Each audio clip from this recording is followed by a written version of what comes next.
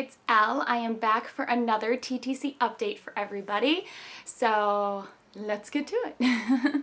Okay, so I am just at that point in my cycle where I have started taking OPKs, which is super exciting for me because I feel like, I have a long cycle. Generally speaking, I don't ovulate until like day 17 or day 19-ish, sometimes as late as day 21. So it's kind of this big gap for me in between like when I find out I'm not pregnant and the last cycle didn't work until when I can actually like start anew. So here I am starting anew. So that's exciting.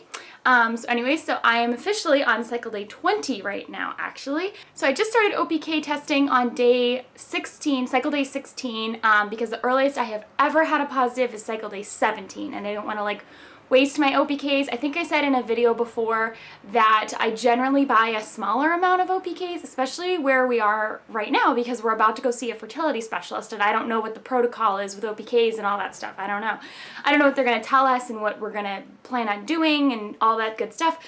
So I only wanted to buy a small amount and not buy like 100 pack and then not be able to use them. And I have no one else in my life that could ever use them. No one in my life has ever had trouble conceiving or is trying to conceive right now. So anyways, so I bought a small pack, so I didn't want to waste them. So I am on cycle day 20 right now. I have not yet had a positive OPK. I have started I just redid my pill packs, like those 7-day pill pack things. I just redid my pill packs, so I have all the medicines in there that I take after I have a positive OPK, which includes the baby aspirin and the oil of oregano and everything like that. So I have redone that. I usually start that 3 days after a positive OPK because by then I assumed that I had ovulated.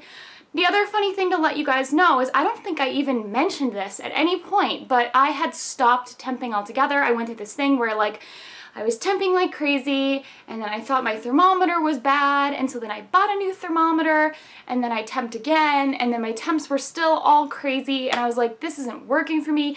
And at the time I solidly thought, oh, it's because I'm a night shift worker and whatever. But now I'm a little bit more concerned because I have had these inklings, as I've mentioned before, like every cycle I say this. I feel like I have some symptoms of like lower progesterone or some kind of hormone imbalance because I have so many crazy symptoms that happen to me and I just don't really feel like it's normal for me to feel all this way, and obviously we're struggling to conceive, so I don't know what's happening. So originally I was temping and I was like, I'm not seeing anything at all. Sometimes I'd have a little temperature shift, but then it would go all spiky. So I don't know. But then I was like, well, maybe it's because I don't have enough progesterone to really raise my basal body temperature. So basically the gist is I stopped temping and now this cycle, and I hadn't forever, and then this cycle I finally decided to start temping. Or actually last cycle I did temp a little bit. So I started temping again because my theory is I'm about to go meet a doctor, a fertility specialist. I should probably be really tuned into my body and know exactly what's going on, and be able to have some kind of charts and proof to be like, I think something's happening. Can I get tested for hormones and make sure that everything is a-okay?